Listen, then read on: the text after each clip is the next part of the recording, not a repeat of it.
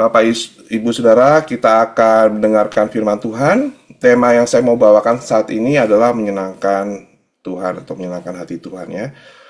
Mari kita Saudara buka di Roma 14 ayat 17 sampai 18.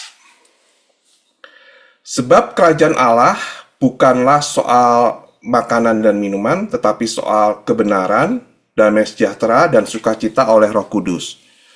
Karena barang siapa melayani Kristus dengan cara ini, ia berkenan kepada Allah dan dihormati oleh manusia. Nah, saudara, dulu tuh ada lagu ya, ya sudah lama ya, yang mungkin sampai saat ini juga kita masih nyanyikan, saudara. Judulnya adalah Menyenangkanmu. Saudara, lagunya itu ya, Tuhan ku mau menyenangkanmu. Ingat saudara ya, yang refnya itu menyenangkanmu, senangkanmu, hanya itu kerinduanku. Nah saudara, menyenangkan hati Tuhan itu kan, bukankah itu suatu kerinduan kita semua saudara? Sejak semula ketika kita dilahirkan kembali, kita mengenal Tuhan saudara ya. Dalam diri kita itu ada satu kerinduan untuk menyenangkan hati Tuhan. Ketika kita belum menjadi orang percaya, kerinduan itu ya nggak ada saudara. Nggak ada sama sekali.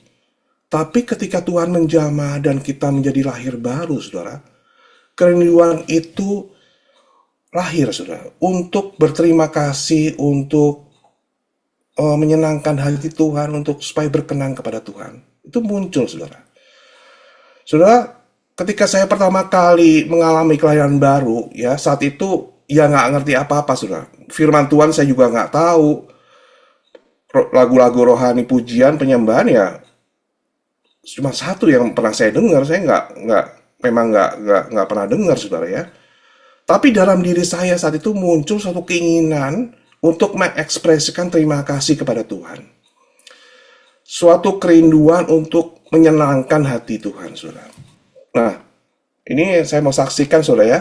Waktu itu saudara, di depan teman saya tuh kan, saya tuh memang nggak bisa nyanyi, saudara ya, nggak biasa nyanyi juga. Tapi saya biasa main gitar, saudara. Nah, saat itu saya pengen ekspresikan terima kasih saya kepada Tuhan. Saya main gitar, saudara, dengan lagu.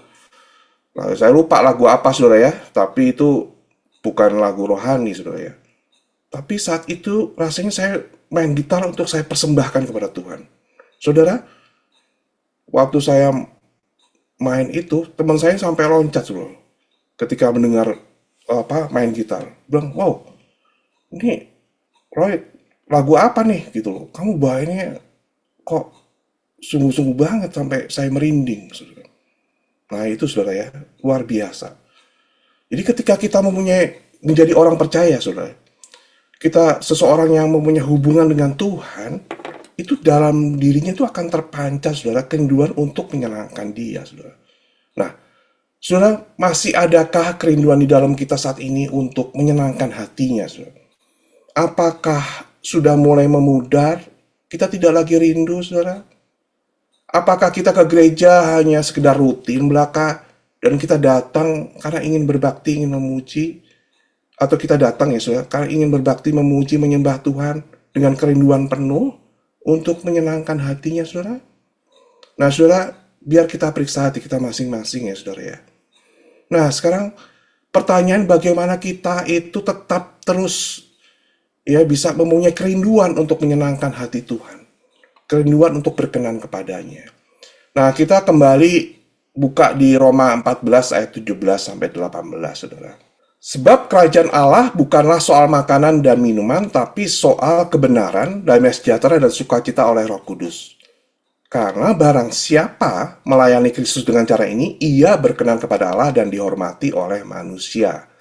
Nah, saudara, kita semua nih udah belajar dan sering diingatkan ya, bahwa kita nih sebagai orang percaya, kita itu harus namanya carilah dahulu kerajaan Allah dan kebenarannya, saudara. Maka semua akan ditambahkan. Itu dia Matius 6 ayat 33 ya. Ini ayat yang sangat terkenal, sangat populer.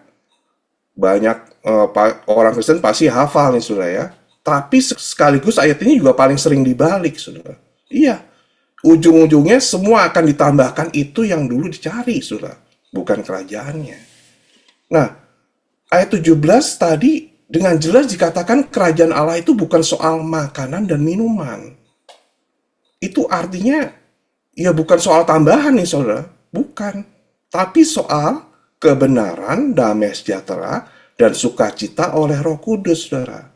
Nah, saudara, kalau kita membaca sekilas itu ada 3 kata di situ kan, saudara ya. Pertama, kebenaran. Yang kedua apa? Damai sejahtera. Dan yang ketiga, sukacita oleh Roh Kudus. Nah, itu kan kayak masing-masing berdiri sendiri, saudara ya.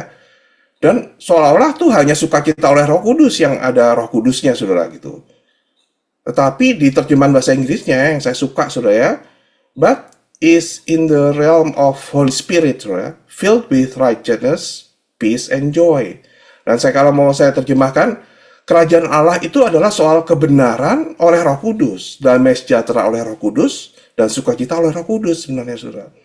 Dan memang itu semuanya Roh Kudus, saudara. Ya memang demikian, saudara. Nah, kita akan lihat satu persatu, saudara. Nah, soal kebenaran. Saudara, di Yohanes 17 ayat 17b ya, dikatakan firman-Mu adalah kebenaran. Ya. Firman itu adalah kebenaran, saudara. Dan tanpa Roh Kudus, firman itu mati, saudara. Hanya tulisan belaka, bukan menjadi firman yang hidup. Dan soal kebenaran itu bukan saja untuk didengarkan, kita menjadi pendengar, tapi kita harus menjadi pelaku dan taat kepada kebenaran. Saudara, melakukan firman kebenaran tanpa Roh Kudus sama artinya kita hanya melakukan hukum, saudara ya. Dan itu nggak akan pernah menjadi perbuatan yang menjadi berkat atau kehidupan buat orang lain, saudara. Jadi kerajaan Allah itu adalah soal kebenaran, soal taat dan melakukan firman kebenaran sebenarnya oleh Roh Kudus, saudara, yang bekerja di dalam kita. Yang pastinya itu akan sesuai dengan kehendak Allah dan menjadi berkat dan kehidupan bagi banyak orang, saudara. Nah, yang kedua itu soal damai sejahtera, saudara. Nah, saudara, Alkitab itu kan dengan jelas mengatakan damai sejahtera dan Roh Kudus itu berbeda dengan damai dari dunia ya. Itu ada di Yohanes 14 ayat 27. Tapi, saudara ya, kalau kita baca di Filipi 4 ayat 7 ya, damai sejahtera Allah yang melampaui segala akal akan memelihara hati dan pikiranmu dalam Kristus Yesus.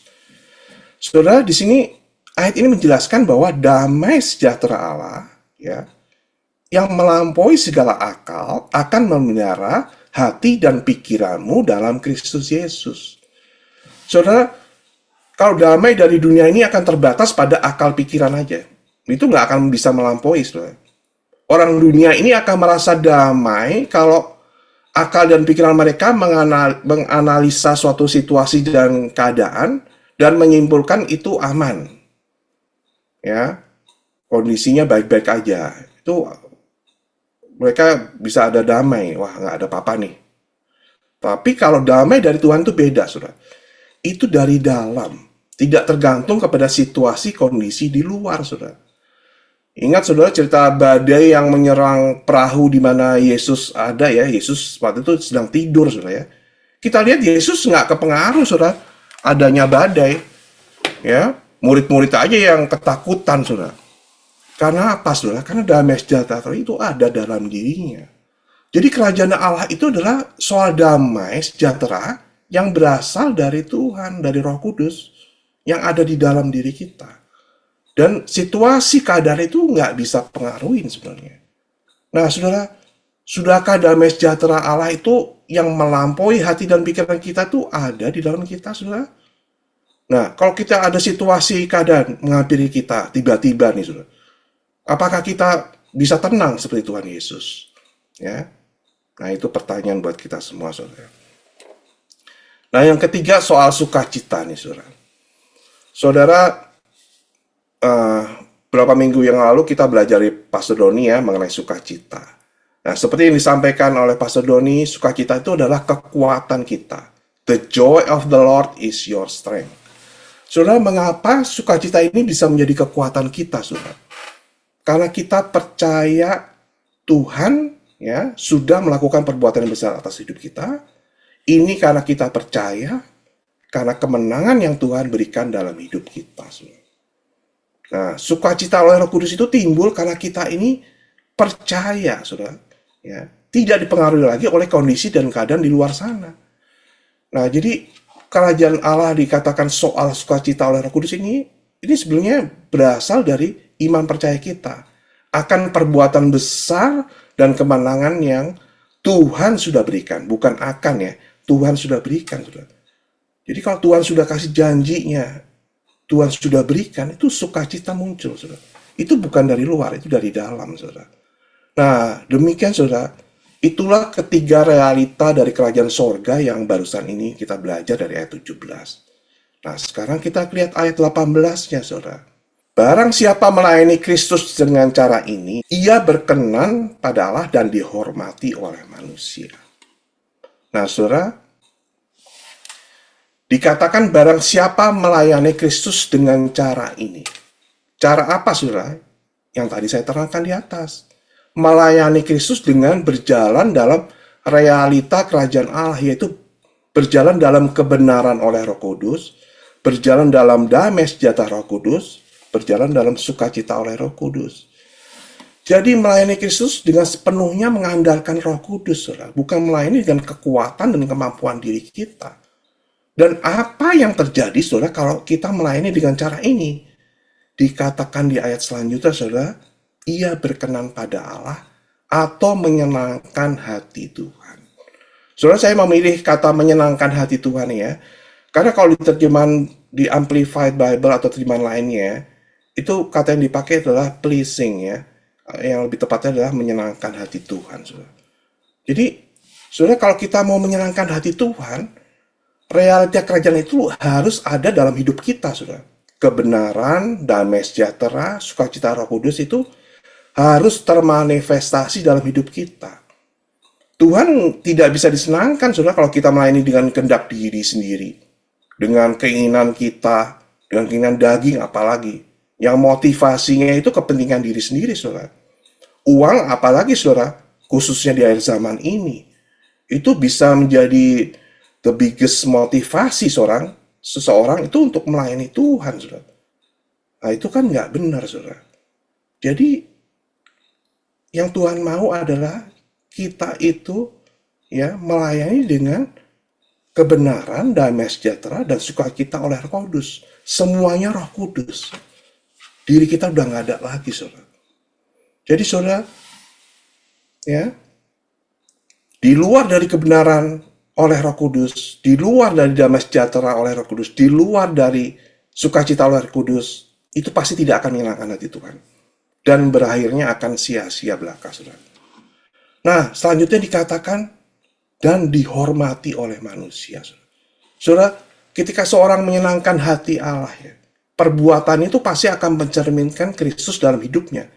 Dan orang akan melihat dan akan menimbulkan hormat, saudara ya. Perbuatannya akan berbeda dengan orang dunia. Nah, orang dunia akan melihat nih orang beda nih. Dia suka menolong, dia baik hati. Nggak pernah tuh menjelekkan orang lain. Nggak mau kompromi ya dengan dosa, apalagi kejahatan, saudara. Dia orangnya nggak sombong, menghargai orang lain, saudara. Nah, saudara ketemu orang seperti ini pasti ada rasa hormat kita, saudara, untuk dia. Nah, ini, saudara. Ya, kerajaan Allah ketika kita melayani dengan cara itu ya, kita akan dapat perkenanan dari Tuhan. Kita akan bisa menyenangkan hati Tuhan, saudara. Nah, sekarang, saudara, bagaimana kita bisa mengalami kerajaan Allah dalam hidup kita supaya kita dapat menyenangkan hati Allah, saudara. Nah, ada beberapa ayat yang saya mau sampaikan ya. Kita buka di Matius 5 ayat 3. Berbahagialah orang yang miskin di hadapan Allah, karena merekalah yang empunya kerajaan sorga, saudara. Nah, saudara, ayat yang baru kita baca ini dikatakan, berbahagialah orang yang miskin di hadapan Allah, saudara. Nah, saudara, miskin di sini di terjemahan aslinya itu adalah petokos, yang artinya miskin semiskin-miskinnya. Artinya itu dia helpless, ya, powerless. Jadi kondisi orang yang petokos di hadapan Allah itu orang yang benar-benar nggak bisa apa-apa, nggak punya apa-apa, nggak bisa melakukan apa-apa, nggak punya kekuatan apa-apa lagi. Ya, total dia nggak bisa mengandalkan diri lagi.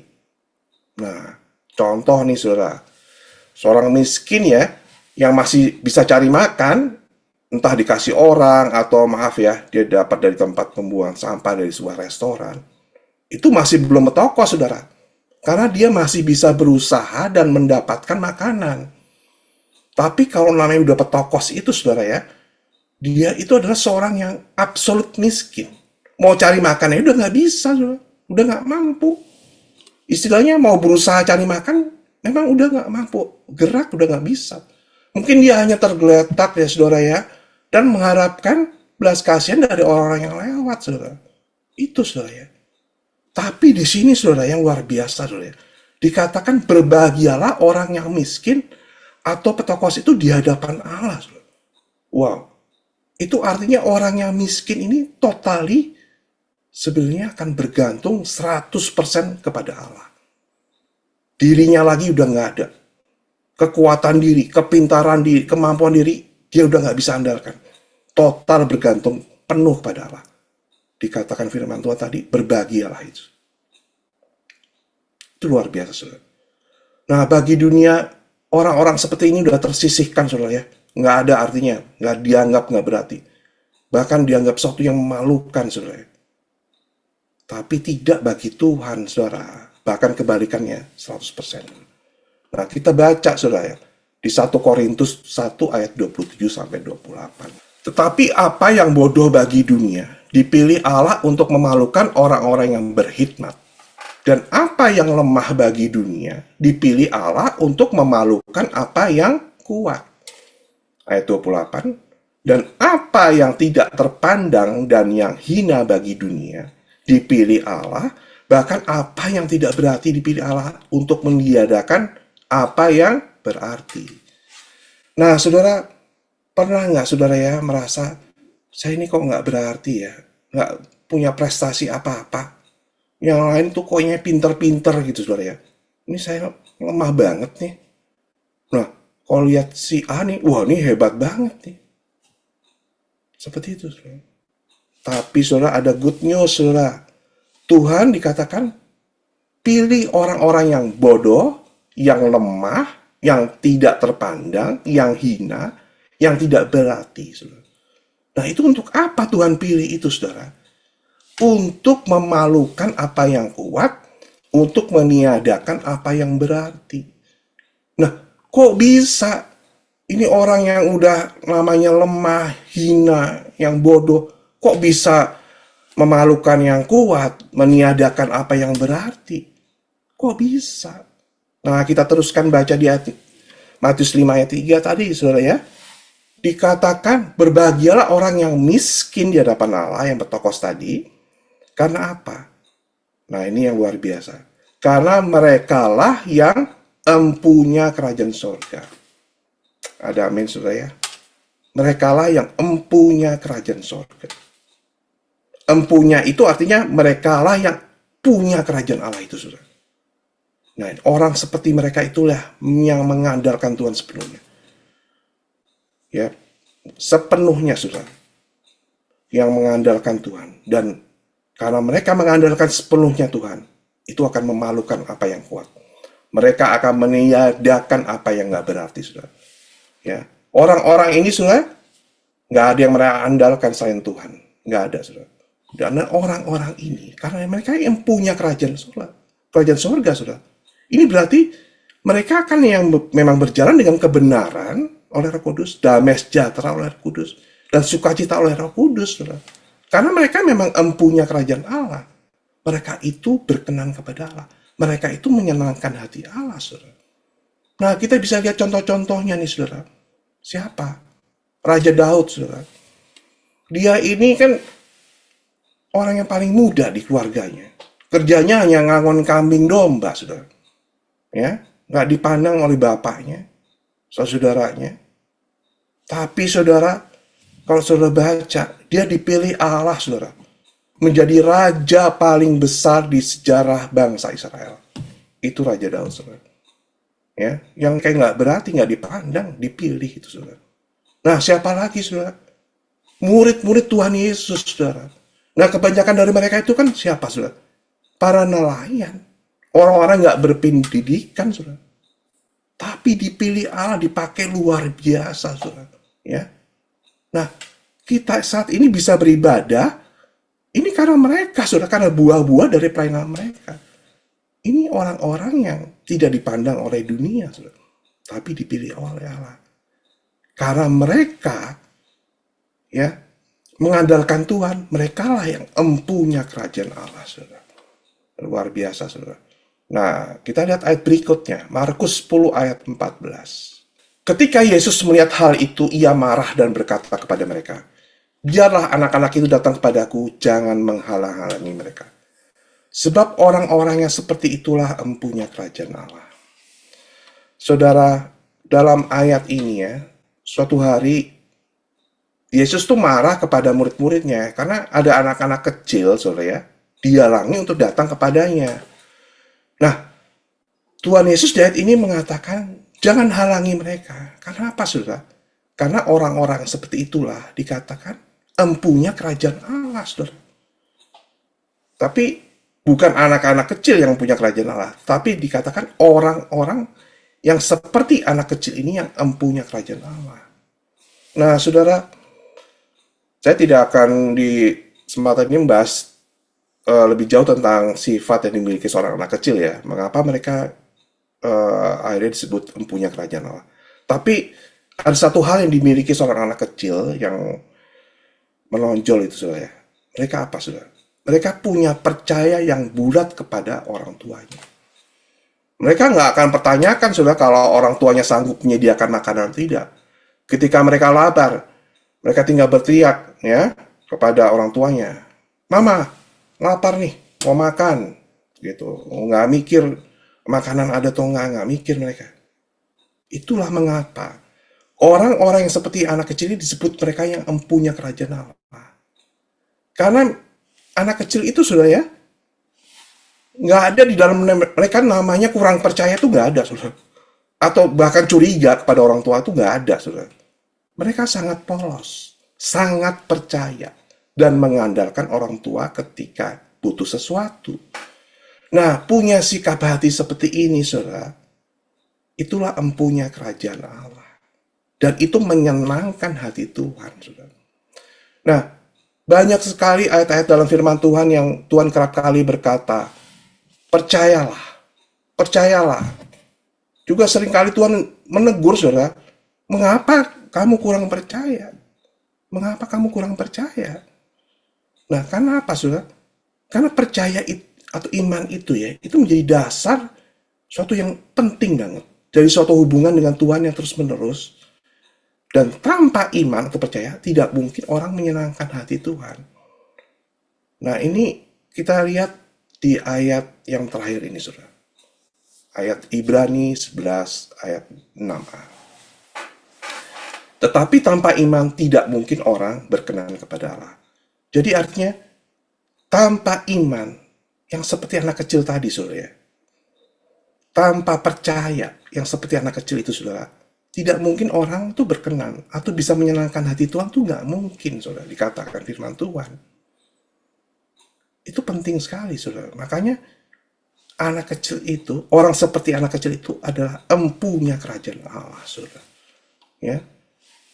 Jadi empunya kerajaan itu adalah orang yang berjalan dalam kebenaran, berjalan dalam damai sejahtera, berjalan dalam sukacita Roh Kudus. Semuanya Roh Kudus yang memimpin.